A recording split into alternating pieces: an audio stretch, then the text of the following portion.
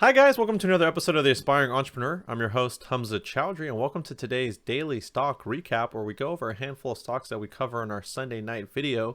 And for this week, it's going to be Apple, Tesla, Palantir, and Clover Health.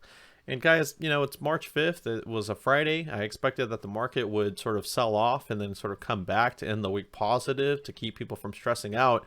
And guys, in this day and age, in this market, there's a lot of people on social media and Twitter, and everybody has their own interest. I see a lot of, quote unquote, professional traders sort of putting down the retail traders, kind of giving them what they call a reality check.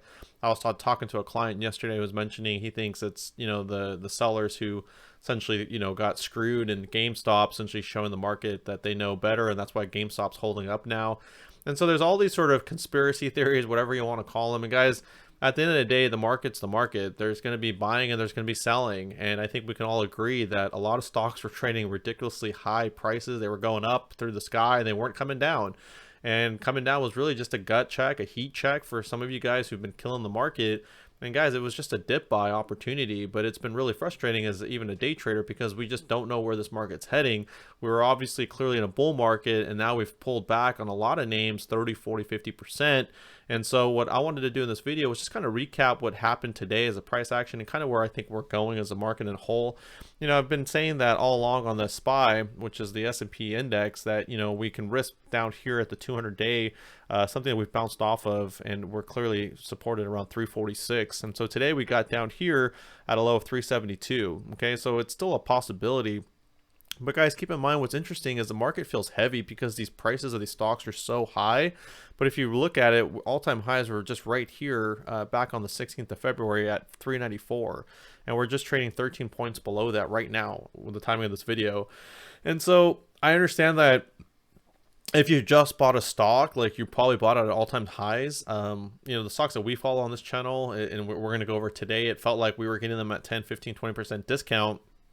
But the reality is that the prices that we even picked them out up, we're basically trading not that long ago, right? So for example, if you got Tesla, let's say in the 700s, 800s, about a month ago, right in December, it was trading in that range. And so I'm trying to put it more in perspective to say that if we talked about having cash, and sort of if you have 30% of your portfolio right now in cash, there's definitely some good dip buy opportunities. And when the market's feeling heavy, when we're completely essentially selling off. And so that happened today and yesterday. You can see these massive dumps, right? And when you see, again, what are we looking for? We're really looking for this engulfing candle which overtakes the previous candle. Okay, so here we didn't really have it till 30 minutes after this. This is a 15-minute chart.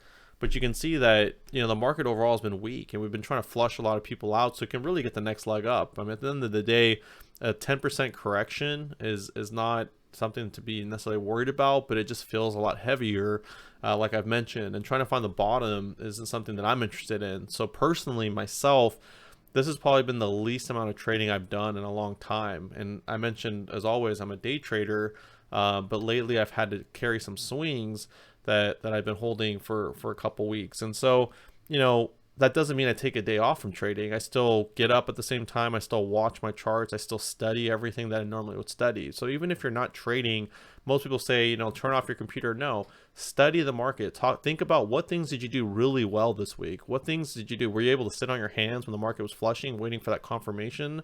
What things did you do not so well? Did you add to a losing position and made it a bigger loser trying to find the bottom? And so really take this weekend, guys, to find what strengths you have and reset. So come, on the next leg of the bullish market that you're ready for it, right? The stimulus bill is literally going to get passed by the Senate, and we're $2 trillion back into the markets.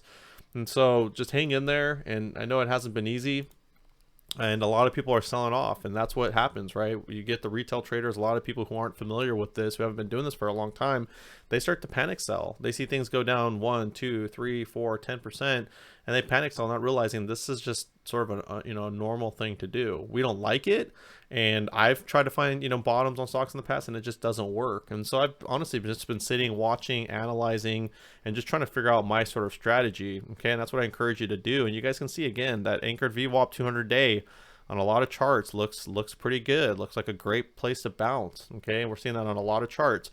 And so for Apple, we've mentioned that that 114 is what I would be risking right now in this market. 113, 114 for our bounce. Okay, and we've had constant bounces off of this VWAP. Okay, so that's what I would be risking for Apple. And again, you know, here's a 117.80, guys. We called this support back in like September, I believe it was October. And what happened today during the crash? Again, we bounced off that 117.80. And so it's just been a solid support for us. So if you follow this channel, you know where our go heavy zone is at 117.80. But like I said, I would be managing my risk down up to 114, okay, for Apple. And so same thing as before, you know, as we sort of make our way back up, you know, there's clear resistance here at 123 and 124.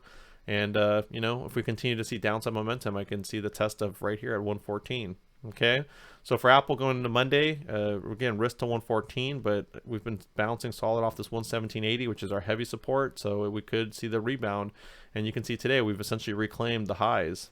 Okay, and we're about an hour away from the closing of the market. Tesla, probably the most fascinating stock, I have to say. I mean, this is a stock that was trading right over here at $800 just on the 18th of February. I mean, literally just a few days ago. And we've seen it go from 800 all the way down here to like essentially it was like five. The low today was 540. And so this is the stock that I have to say has been sort of the most amusing. And again, you can use this 200-day and see there's obviously the buyers are stepping in. You can see the volumes a lot higher. You can see we're definitely oversold, and we're still seeing a lot more negative momentum, and we have been for quite some time. And so again, you know, is it oversold? Yeah. Is this a great buy? How many people were waiting for Tesla to come in at this price to get involved? So definitely a good price. We had a solid bounce. And so definitely, guys, what you really want to see if you were to not find the bottom and want to get involved back in the market is that engulfing candle on the daily chart. So what we mentioned was not finding, you know, we're on the lower band, so this is a bearish signal. So we've been bearish on Tesla for a while, but what we want to see is essentially an engulfing candle that takes over the previous day highs, right? So right now we're just making lower highs and lower lows. We want to see higher highs and higher lows, right? So we're not seeing that now. So therefore, again, I would still be sitting on my hand. But as a day trader, guys, I mean, there was just this massive flush here. I mean, guys, even if you got in at 550, 560, to get up 30, 40 points in a matter of an hour or 2 hours, guys, this could be life-changing for some of you guys who are day trading or trying to get involved with day trading.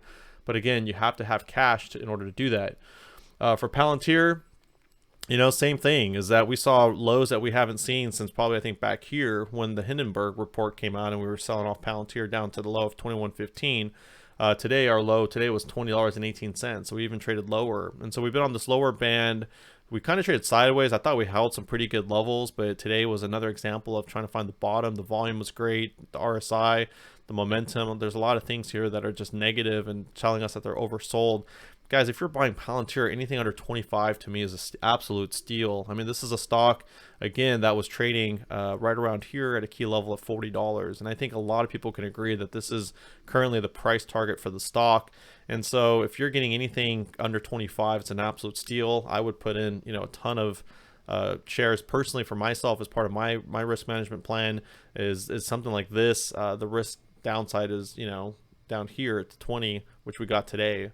And so I just think it's a great steal for such a solid stock that was essentially double not that long ago. I mean, this was what, the 10th of February, less than a month ago. So absolute steal. And so for us guys, again, we're looking for the engulfing candle, and you can see we haven't seen that. Okay, so there's a clear top here at $26, and I believe it was $26.25.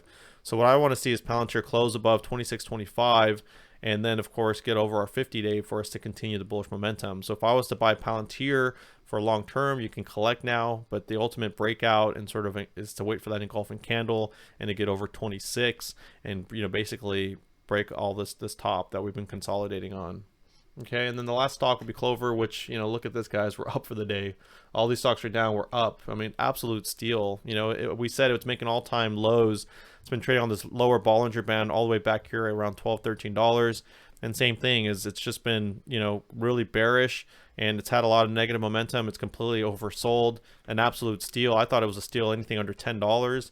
And we did have this sort of, you know, day that we made after hours too. I think we traded up to 11.50 after the earnings, but you can just see we sort of sold off. And, you know, again, I mentioned yesterday or a couple days ago that when you're going to get into Clover, if you're waiting for it, wait for that engulfing candle on the daily. So anything above, let's say 850 or 825, let's just call it 850, to really get involved with a potential long. Okay, so until we get above that and we close above it, that's something that you should keep in mind. But you can also see that, look at this wick.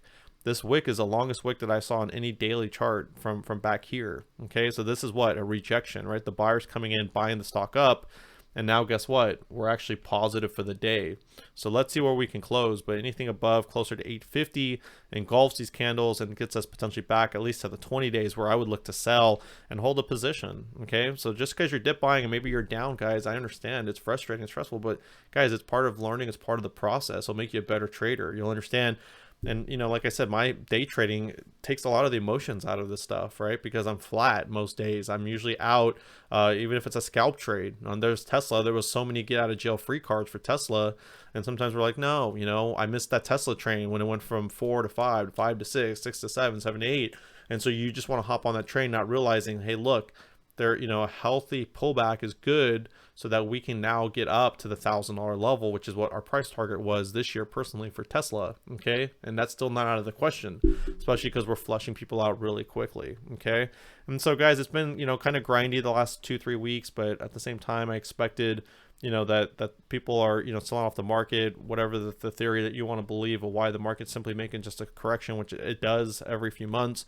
And if you look at the levels of the trading, it's all December, you know, essentially December levels, 3-4 months. It's not a crash, nothing's going on, but with the stimulus and all that investing back into the market, I think we're going to be okay. With that said, guys, again, for Clover, look for anything that closes above 850. Look for that engulfing candle, and then, like I said, set a price target of where you'd like to sell. And for me, you know, probably right here, probably around 1050 is where I would hold a long position and sell till, and you're still way under your 50-day. Okay, so all right, guys. With that said, I wish you guys the best of luck. I'll see you guys on Sunday evening, and I hope you have a nice weekend. Take care. Bye bye.